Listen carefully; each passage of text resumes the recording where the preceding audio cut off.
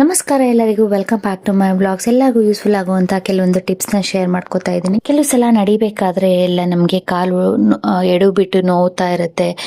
ಎದ್ದಾಗ ಕುತ್ಕೊಂಡಾಗ ಎಲ್ಲ ಕಾಲು ಹಿಡ್ಕೊಂಡಂಗಾಗಿ ನೋವು ಸ್ಟಾರ್ಟ್ ಆಗ್ಬಿಡುತ್ತೆ. ಕೈಯೂ ಸಹ ಅದೇ ರೀತಿ ನೋವಿದ್ದಾಗ, ತುಂಬಾ ನೋವಿದ್ದಾಗ ಈ ರೀತಿ ಕಾದ ಹೆಂಚಿನ ಮೇಲೆ ಒಂದು ಇಡಿಯಷ್ಟು ಕಲ್ಲುಪ್ಪು ಹಾಕ್ಬಿಟ್ಟು ಅದನ್ನ ಚೆನ್ನಾಗಿ ಬಿಸಿ ಮಾಡಿಬಿಟ್ಟು ನೀವು ಅದನ್ನ ಒಂದು ಕಾಟನ್ ಬಟ್ಟೆ, ತೆಳುವಾಗಿರೋ ಒಂದು ಕಾಟನ್ ಬಟ್ಟೆ ತಗೊಂಡು ಆ ಬಟ್ಟೆ ಮೇಲೆ ಆ ಬಿಸಿಯಾಗಿರೋ ಕಲ್ಲುಪ್ಪನ್ನ ಹಾಕ್ಬಿಟ್ಟು ಆ ಬಟ್ಟೆನಲ್ಲಿ ಕಲ್ಲುಪ್ಪು ಹಾಕೊಂಡಾದ್ಮೇಲೆ ಅದನ್ನ ಗಂಟು ತರ ಸುತ್ತಿಟ್ಕೊಂಡು ನಾವು ಎಲ್ಲೆಲ್ಲಿ ನಮ್ಗೆ ಕಾಲ್ ನೋವಾಗ್ಲಿ ಕೈ ನೋವಾಗ್ಲಿ ಇದೆಯೋ, ತುಂಬಾ ನೋವಿರೋ ಹತ್ರ ನಾವು ಬಿಸಿ ಬಿಸಿ ಉಪ್ಪಿನ ಕಾವು ಕೊಡೋದ್ರಿಂದ ನೋವು ಕಮ್ಮಿ ಆಗ್ತಾ ಬರುತ್ತೆ.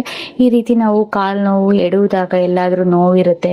ಕೆಲವು ಸಲ ಈ ರೀತಿ ನೋಡಿ ಮಂಡಿ ಹತ್ರ ಎಲ್ಲ ನಮ್ಗೆ ಅವಾಗ ಇಟ್ಕೊಂಡಂಗ ಆಗ್ಬಿಟ್ಟು ನೋವು ಸ್ಟಾರ್ಟ್ ಆಗ್ಬಿಡುತ್ತೆ. ಆಗ ನಾವು ಈ ರೀತಿ ಬಿಸಿ ಹೆಂಚಿನ ಮೇಲೆ ಉಪ್ಪು ಹಾಕಿ ಚೆನ್ನಾಗಿ ಬಿಸಿ ಮಾಡಿ ಆ ಕಾವು ಕೊಡೋದ್ರಿಂದ, ಬಿಸಿ ಕಾವು ಕೊಡೋದ್ರಿಂದ ನೋವು ಕಮ್ಮಿ ಆಗ್ತಾ ಬರುತ್ತೆ.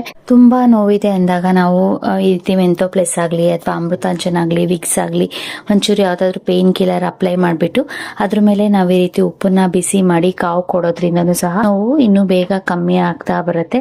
ತುಂಬಾ ನೋವಿದ್ದಾಗ ನಾವು ಈ ರೆಮಿಡಿನ, ಹೋಮ್ ರೆಮಿಡಿನ ಟ್ರೈ ಮಾಡ್ಬೋದು. ಆ ಬಿಸಿನ ನಾವು ಒಂದ್ ದಿನಕ್ಕೆ ಒಂದ್ ಸರಿ ಆಗ್ಲಿ, 2 ಸರಿ ಆಗ್ಲಿ ಈ ರೀತಿ ಕಾವು ಕೊಡೋದ್ರಿಂದ ನಮ್ಗೆ ನೋವು ಕಮ್ಮಿ ಆಗ್ತಾ ಬರುತ್ತೆ. ಈ ಟಿಪ್ಸ್ ಎಲ್ಲರಿಗೂ ಯೂಸ್ಫುಲ್ ಆಗ್ಬೋದು ಅನ್ಕೊಂಡಿದೀನಿ ಫ್ರೆಂಡ್ಸ್. ಉಪ್ಪು ತಣ್ಣಕ್ಕಾದ್ಮೇಲೆ ನಾವು ಮತ್ತೆ ಅದನ್ನ ಬಿಸಿ ಮಾಡ್ಕೊಂಡು ಹೆಂಚಿನ ಮೇಲೆ ಮತ್ತೆ ಈ ರೀತಿ ಕಾವು ಕೊಡೋದಕ್ಕೆ ಯೂಸ್ ಮಾಡ್ಬೋದು. ಟಿಪ್ ಬಂದು ಅವರೆಕಾಳು. ಇವಾಗಂತೂ ಅವರೆಕಾಯಿ ಸೀಸನ್. ನಾವು ಇದ್ಕಿದ್ ಬೇಳೆ ಮಾಡಿ ಸಾಂಬಾರ್ಗೆ ಬಳಸ್ತಾ ಇರ್ತೀವಿ. ಇದ್ಕಿದ್ ಬೇಳೆ ಮಾಡೋದಕ್ಕೆ ನಾವು ಅವರೆಕಾಳನ್ನ ಒಂದ್ 4 ರಿಂದ 5 ಅವರ್ ಚೆನ್ನಾಗಿ ನೆನೆಸ್ಬೇಕು. ನಾವು ಬೆಳಗ್ಗೆ ಸಾಂಬಾರ್ ಮಾಡ್ತೀವಿ ಅಂದ್ರೆ ನೈಟೇ ನೆನೆಸಿಟ್ಬಿಟ್ಟು ಬೆಳಗ್ಗೆ ಇದಕ್ಕೋಬಹುದು. ಚೆನ್ನಾಗಿ ಅವರೆಕಾಳು ನೆಂದಿದ್ರೆ ನಾವು ಈ ರೀತಿ ಇದ್ಕೋದಕ್ಕೆ ಈಸಿ ಆಗುತ್ತೆ. ನನಗಂತೂ ಇದೇ ಈಸಿ ಮೆಥಡು.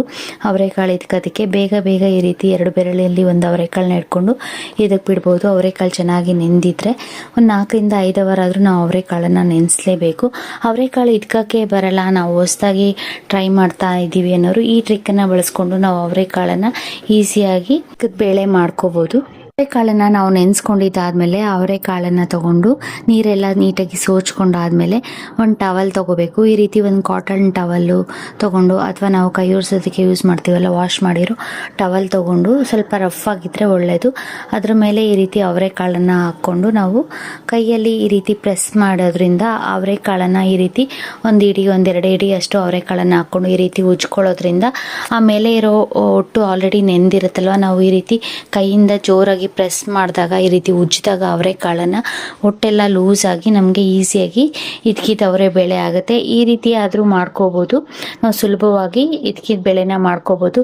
ನಮ್ಗೆ ಇದ್ಕಕ್ಕೆ ಬರಲ್ಲ ಅನ್ನೋರು ಈ ರೀತಿ ಟ್ರೈ ಮಾಡ್ಬೋದು. ಇದ್ಕಿದ ಬೇಳೆ ಮಾಡ್ಕೊಳ್ಳೋದಕ್ಕೆ ಒಂಚೂರು ನಮ್ಗೆ ಇದ್ಕಿದ ಬೇಳೆ ಮಾಡೋದಕ್ಕೆ ಬರಲ್ಲ ಅನ್ನೋರು, ಹೊಸದಾಗಿ ಟ್ರೈ ಮಾಡೋರು ಈ ರೀತಿ ಟವಲ್ ಮೇಲೆ ನೆನೆಸಿರೋ ಬೇಳೆ ಹಾಕೊಂಡು, ತುಂಬಾ ಎಳೆ ಕಾಳಾದ್ರೆ ಬೇಗ ಅದು ಒಟ್ಟು ಓಪನ್ ಆಗ್ಬಿಡತ್ತೆ. ಸ್ವಲ್ಪ ಬಲ್ತಿರೋ ಕಾಳು ನಾವು ಉಜ್ಜೋದಕ್ಕೆ ಒಂದ್ ಸ್ವಲ್ಪ ಟೈಮ್ ತಗೊಳುತ್ತೆ. ಈ ರೀತಿ ಚೆನ್ನಾಗಿ ಕೈಯಿಂದ ಪ್ರೆಸ್ ಮಾಡಿ ಉಜ್ಜಿದಾದ್ಮೇಲೆ ನೋಡಿ ಆ ಹೊಟ್ಟೆಲ್ಲ ಬಿಡಿಸ್ಕೊಂಡಿರೋ ಇದ್ಕಿದ ಬೇಳೆನ ಸಪ್ರೇಟ್ ಮಾಡ್ಕೋಬೇಕು. ಸಪ್ರೇಟ್ ಮಾಡಿ ತೆಗೆದ್ಬಿಟ್ಟು ಮತ್ತೆ ಅದೇ ರೀತಿ ಇನ್ನೊಂದ್ಸರಿ ನಾವು ಕೈಯಿಂದ ಉಜ್ತಾ ಬಂದ್ರೆ ಆ ಹೊಟ್ಟೆಲ್ಲ ಲೂಸ್ ಆಗಿ ನಮ್ಗೆ ಇದ್ಕಿದ ಬೇಳೆ ರೆಡಿ ಆಗುತ್ತೆ. ನಾವು ಈ ರೀತಿ ಅದ್ರಲ್ಲೇ ಉಜ್ಕೊಂಡು ಆದ್ರೂ ಮಾಡ್ಕೋಬಹುದು. ಇಲ್ಲಾಂದ್ರೆ ನಾವು 1-2 ಸಲ ಕೈಯಲ್ಲಿ ಟವಲ್ ಮೇಲೆ ಬೇಳೆನ ಚೆನ್ನಾಗಿ ರಬ್ ಮಾಡಿಬಿಟ್ಟು ಆ ಹೊಟ್ಟೆಲ್ಲ ಲೂಸ್ ಆಗಿರುತ್ತೆ, ಆಲ್ರೆಡಿ ಓಪನ್ ಆಗಕ್ಕೆ ಸ್ಟಾರ್ಟ್ ಆಗಿರುತ್ತೆ, ಆವಾಗ ಕೈಯಲ್ಲಿ ಹಾಗೇನೆ ಸಹ ಎತ್ಕೊಂಡು ಇದಕ್ಕೋಕ್ಕೂ ಈಸಿ ಆಗುತ್ತೆ ನಮಗೆ.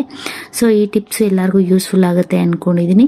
ಸೊ ಈ ರೀತಿ ಆದ್ರೂ ನಾವು ಸುಲಭವಾಗಿ ಇದ್ಕಿದ ಬೇಳೆನ ಮಾಡ್ಕೋಬಹುದು. ಇಲ್ಲ ಅಂದ್ರೆ ಟವಲನ್ನ ತಗೊಂಡು ನೋಡಿ ಈ ರೀತಿ ಬೇಳೆನ ಹಾಕೊಂಡಾದ್ಮೇಲೆ ಈ ರೀತಿ ಫೋಲ್ಡ್ ಮಾಡ್ಕೊಂಡು ಈ ರೀತಿ ಕೈಯಿಂದ ರಬ್ ಮಾಡ್ತಾ ಬರಬೇಕು. ಚೆನ್ನಾಗಿ ಈ ರೀತಿ ರಬ್ ಮಾಡ್ಕೊಂಡ್ರೆ ಆ ಬೇಳೆ ನಾವು ಕೊಡೋ ಪ್ರೆಷರ್ಗೆ ಈ ರೀತಿ ರಬ್ ಮಾಡೋದ್ರಿಂದ ಆ ಮೇಲೆ ಹೊಟ್ಟೆಲ್ಲ ಲೂಸ್ ಆಗಿ ಓಪನ್ ಆಗ್ಬಿಡತ್ತೆ. ಸೊ ಇದ್ಕಿದ ಬೇಳೆನ ಮಾಡ್ಕೋಬಹುದು. ಈ ರೀತಿನೂ ಸಹ ನಾವು ಟವಲ್, ನಾವು ದೊಡ್ಡದಾಗಿರೋ ಟವಲ್ ಆದ್ರೂ ತಗೋಬಹುದು, ಈ ರೀತಿ ಚಿಕ್ಕ ಟವಲ್ ಆದ್ರೂ ತಗೋಬಹುದು. ನೋಡಿ ಈ ರೀತಿ ರಬ್ ಮಾಡೋದ್ರಿಂದ ಆಮೇಲೆ ಹೊಟ್ಟೆಲ್ಲ ಓಪನ್ ಆಗ್ಬಿಡತ್ತೆ. ಸೊ ಆವಾಗ ಇದ್ಕಿದ ಬೇಳೆ ಈಸಿಯಾಗಿ ಆಗುತ್ತೆ. ಸೊ ಇದೇ ರೀತಿ ನಾವು ಬೇಳೆ ರೆಡಿ ಆದ್ಮೇಲೆ ಬೇಳೆನೆಲ್ಲ ಸಪ್ರೇಟ್ ಮಾಡಿಕೊಂಡು ನೋಡಿ ಹೊಟ್ಟೆಲ್ಲ ಲೂಸ್ ಆಗಿರುತ್ತಲ್ಲ, ನಾವು ಹಾಗೇನೂ ಸಹ ಈ ರೀತಿ ಇದ್ಕೋದಕ್ಕೆ ಈಸಿ ಆಗುತ್ತೆ ನಮಗೆ. ಕೈಯಲ್ಲಿ 2 ಬೆರಳಿನ ಪ್ರೆಸ್ ಮಾಡೋದಕ್ಕಿಂತ ಈ ರೀತಿ ರಬ್ ಮಾಡಿಕೊಂಡು ಆಮೇಲೂ ಸಹ ಇದಕ್ಕೋಬಹುದು. ಬೆರಳಲ್ಲಿ ಇದ್ಕೋದಕ್ಕೂ ನಮಗೆ ಈಸಿ ಆಗುತ್ತೆ. ಈ ರೀತಿ ಹೊಸಬ್ರು ಟ್ರೈ ಮಾಡ್ಬೋದು ಇದ್ಕಿದ ಬೇಳೆ ಮಾಡ್ಕೊಳ್ಳೋದಕ್ಕೆ. ಇನ್ನೊಂದು ಥರ ಯಾವ ರೀತಿ ಮಾಡ್ಬೋದು ಅಂದರೆ, ಈ ರೀತಿ ಟವಲ್ ಮೇಲೆ ಬೇಳೆ ಹಾಕ್ಕೊಂಡಿರ್ತೀವಲ್ಲ, ಕೈಯಲ್ಲಾದರೂ ಪ್ರೆಸ್ ಮಾಡ್ಬೋದು, ಇಲ್ಲಾಂದರೆ ಇನ್ನೊಂದು ಟವಲ್ ತೊಗೊಂಡು ಆ ಬೇಳೆ ಮೇಲೆ ಹಾಕ್ಕೊಂಡು ನಾವು ರಬ್ ಮಾಡೋದ್ರಿಂದನೂ ಸಹ ನಾವು ಇದಕ್ಕಿದ ಬೇಳೆನ ಮಾಡ್ಕೋಬೋದು. ನೋಡಿ, ಈ ರೀತಿ ಉಚ್ತಾ ಬಂದರೆ ನಾವು ಕೈಯಲ್ಲಿ ಆ ಬೇಳೆ ಎಲ್ಲ ಒಟ್ಟು ಬಿಡೋಕ್ಕೆ ಸ್ಟಾರ್ಟ್ ಆಗುತ್ತಲ್ಲ, ಸೊ ಆವಾಗ ನಮಗೆ ಇದಕ್ಕಿದ ಬೇಳೆನ ಸುಲಭವಾಗಿ ಮಾಡ್ಕೋಬೋದು. ಕೈಯಲ್ಲಿ ಇದ್ಕಕ್ಕೆ ಬರಲ್ಲ ಅನ್ನೋರು, ನನಗಂತೂ ಕೈಯಲ್ಲಿ ಇದ್ಕೋದೇ ಈಸಿ ಅನಿಸುತ್ತೆ ಇದಕ್ಕಿಂತ. ನಾನೊಂದು ವಿಡಿಯೋದಲ್ಲಿ ನೋಡಿದ್ದೆ ಈ ರೀತಿ ಮಾಡಿಕೊಂಡ್ರೆ ಇದಕ್ಕಿದ ಬೆಳೆನ ಈಸಿಯಾಗಿ ಮಾಡ್ಕೋಬೋದು ಅಂತ. ನಾನು ಸಹ ಟ್ರೈ ಮಾಡಿದೆ, ಮಾಡ್ಬೋದು. ನಮ್ಮ ಕೈಯಲ್ಲಿ ಇದ್ಕೋಕ್ಕೆ ಬರೋರು ಈಸಿಯಾಗಿ ಕೈಯಲ್ಲೇ ಇದ್ಕೋಬೋದು. ಬರಲ್ಲ ನಾವು ಬಿಗಿನರ್ಸ್ ಅನ್ನೋರು ಈ ಟಿಪ್ಸನ್ನು ಟ್ರೈ ಮಾಡ್ಬೋದು. ಈ ಟಿಪ್ಸ್ ಎಲ್ಲರಿಗೂ ಯೂಸ್ಫುಲ್ ಆಗುತ್ತೆ ಅಂದ್ಕೊಂಡಿದ್ದೀನಿ. ಅವರೆಕಾಳನ್ನ ಇದಕ್ಕವರೆ ಬೇಳೆ ಮಾಡ್ಕೊಳ್ಳೋದಕ್ಕೆ, ಅವರೆಕಾಳನ್ನ ನೆನೆಸೋದು ಮರ್ತೋಗ್ಬಿಟ್ಟಿರ್ತೀವಿ ನಾವು. ಇದಕ್ಕವರೆ ಬೇಳೆನ ಹಾಗೆ ಇದಕ್ಕೆ ಬಿಟ್ಟು ನಾವು ಸಾಂಬಾರು ಮಾಡ್ಕೋಬೇಕಾಗುತ್ತೆ. ಮಧ್ಯಾಹ್ನ ಬೆಳಗ್ಗೆ ಮರ್ತೋಗ್ಬಿಟ್ಟಿರ್ತೀವಿ. ಆಗ ನಾವು ಅವರೆಕಾಳಿಗೆ ಸ್ವಲ್ಪ ಚೆನ್ನಾಗಿ ಬಿಸಿ ನೀರು ಮಾಡಿಬಿಟ್ಟು 1 ಅವರ್ ಅಥವಾ 1.5 ಅವರ್ ನೆನೆಸ್ಬಿಟ್ಟು ನಾವು ಆ ಬಿಸಿ ನೀರಲ್ಲಿ ನೆನೆಸೋದ್ರಿಂದ ಬೇಗ ಒಟ್ಟು ಸಾಫ್ಟ್ ಆಗಿಬಿಟ್ಟು ನಾವು ನಿಮಗೆ ಇದ್ಕೋದಕ್ಕೆ ಈಸಿ ಆಗುತ್ತೆ. ಸೊ ಈ ಟಿಪ್ಸನ್ನು ಟ್ರೈ ಮಾಡಿ ನೋಡಿ, ತುಂಬ ಯೂಸ್ಫುಲ್ ಆಗುತ್ತೆ. ಅವರೆಕಾಳು ನಾವು ಸಡನ್ನಾಗಿ ಇದ್ಕೋಬೇಕಂದ್ರೆ ಒಂದು ಸ್ವಲ್ಪ ಹೊತ್ತು ಬಿಸಿನೀರು ಹಾಕ್ಬಿಟ್ಟು ನೆನೆಸ್ಬಿಟ್ಟು 1 ಅವರ್ ಬಿಟ್ಟರೆ ಬೇಗ ಇದ್ಕೋದಕ್ಕೆ ಈಸಿ ಆಗುತ್ತೆ. ಇಲ್ಲ ತಕ್ಷಣಕ್ಕೆ ಇದಕ್ಕಬೇಕಂದ್ರೂ ಸಹ ನಾವು ಈ ಟಿಪ್ಸನ್ನು ಟ್ರೈ ಮಾಡ್ಬೋದು. ನೆಕ್ಸ್ಟ್ ಟಿಪ್ ಬಂದು, ಇಲ್ಲಿ ನಾವು ಅನ್ನನ ಪಾತ್ರೆನಲ್ಲಿ ಮಾಡ್ಕೊಂಡಾಗ ಈ ರೀತಿ ಪಾತ್ರೆನಲ್ಲಿ ಮಾಡ್ಕೊತೀವಲ್ಲ, ಆಗ ಆ ಗಂಜಿನ ಬಿಸಾಡಬಾರ್ದು. ಆ ಗಂಜಿನ ಈ ರೀತಿ ಸೋಚ್ಕೊಂಡು ಈ ಗಂಜಿನ ಕುಡಿಯೋದ್ರಿಂದ ನಮಗೆ ಆರೋಗ್ಯಕ್ಕೆ ತುಂಬ ಒಳ್ಳೆಯದು. ರಾಗಿ ಗಂಜಿ ಮಾಡ್ಕೊಂಡು ಕುಡಿತೀವಲ್ಲ, ಅದೇ ರೀತಿ ಈ ರೀತಿ ಅನ್ನನ ಪಾತ್ರೆನಲ್ಲಿ ಮಾಡಿದಾಗ ಅನ್ನದ ಗಂಜಿನೂ ಸಹ ಕುಡಿಯಬಹುದು. ಈ ರೀತಿ ಗಂಜಿನ ಬಸ್ತಾದ್ಮೇಲೆ ಅದನ್ನು ಸ್ವಲ್ಪ ಬೆಚ್ಚಗೆ ಕುಡಿತಾ ಬಂದರೆ ತುಂಬ ಚೆನ್ನಾಗಿರುತ್ತೆ, ತುಂಬ ರುಚಿಯಾಗಿರುತ್ತೆ ಅನ್ನದ ಗಂಜಿ.